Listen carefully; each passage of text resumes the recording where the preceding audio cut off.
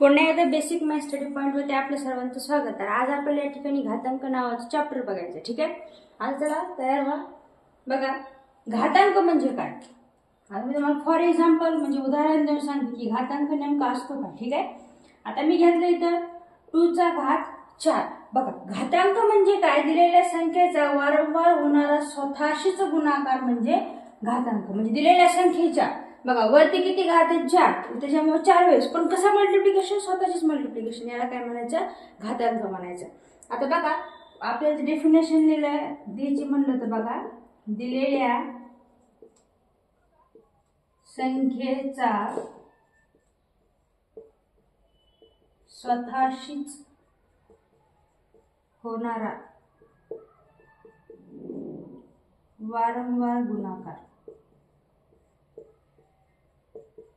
म्हणजे घातांक।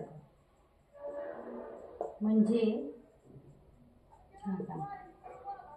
बघा, म्हणजे दिलेली संख्या त्याच्यामध्ये बघा घातावरती 5 दिले तर 5 वेळेस पण स्वतःशीच, ठीक आहे, तीच संख्या सेम टू सेम पाहिजे बघा, 2 2 2 2। आता बघा घातांकाचे काही छोटे नियम आहेत, जसे की आता मी तुम्हाला सांगितलं। आता एक एक्झाम्पल मध्ये घेतलं आपण, जसं की 2⁵ मल्टिप्लाय बाय 2⁴। या ठिकाणी बघा आता घातांकामध्ये काय होतं माहिती का, अशा पद्धतीचे घातांक असतात आणि असं असतं 80। त्यामुळे अशी गणित कशी सॉल्व करायचे, बघा या ठिकाणी मध्ये साइन कोणतं आहे, मल्टिप्लिकेशन। मग काय करायचं, जेव्हा हे मल्टिप्लिकेशन साइन असेल तेव्हा दोन्हीचा मिळून एक घातांक घ्यायचा आणि 5 + 4 ची ॲडिशन करून टाकायची, म्हणजे 2 चा घातांक 9, म्हणजे ऑप्शन नंबर 1 आन्सर, ठीक आहे। चला आता बघा, हे तर झालं गुणाकाराचं।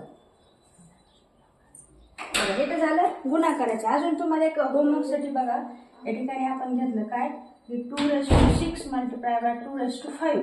आता हे पण कसं सोडायचं, पटकन 2 घ्यायचं, 6 + 5 घ्यायचं, म्हणजे 2⁻11। आता बघा 2 ची जागा आपण घेतलं 5�3 मल्टिप्लाय बाय 5�9, म्हणजे 5�3 + 9, म्हणजेच बघा 9 3 12, म्हणजे 5 चा घात 12, म्हणजेच काय रे 5 हे 12 वेळेस मल्टिप्लिकेशन करायचे। हे तर झाला गुणाकाराचा नियम। आता आपण बघू भागाकाराचा नियम काय असतो, ठीक आहे।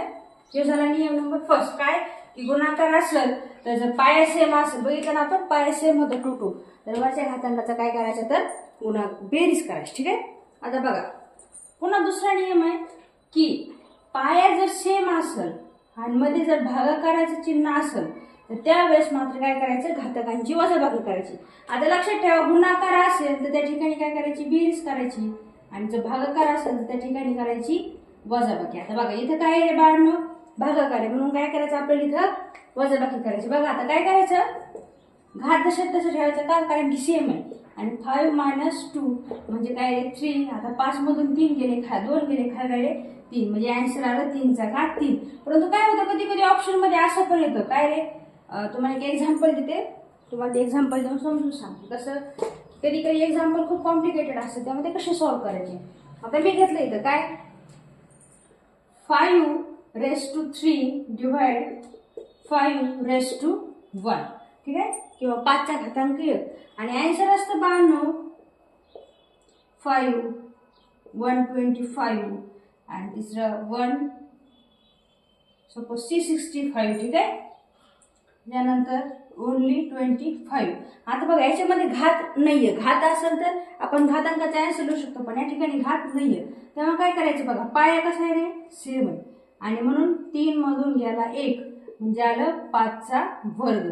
काय करायचं तुम्हाला माहिती, हे आन्सर असेल तर सरळ गोल करून टाकायचं, परंतु असं असेल तर बघायचं 5 चा वरून किती रे, 25। बघा त्याच्यानंतर आपण अजून एक अशाच पद्धतीचं गणित घेऊ, बघा 6 चा घातांक 4 डिवाइडेड बाय 6 चा घातांक 2, म्हणजे 6 च्या 4 मधून 2 गेले, खाली राहिले 6 चा वर्ग। हे डायरेक्ट आन्सर असेल तर डायरेक्ट करून टाका, परंतु 6 चा वर्ग काय येईल रे, 36। तशाच पद्धतीचा अजून एक घेतला आपण, 7 चा घातांक 4 डिवाइड बाय 7 चा घातांक 1। पुन्हा बघा पाया सेम आहे, 4 मधून 1 गेलं, खाली राहिलं 3, म्हणजे किती आहे 7 × 7 × 7, म्हणजे काय रे 7 चा काय घ्यायचं आपल्याला, घन घ्यायचं, साधी 49 × 7 म्हणजे 243। बघा असं होते गुणाकाराचा आणि एक भागाकाराचा नियम।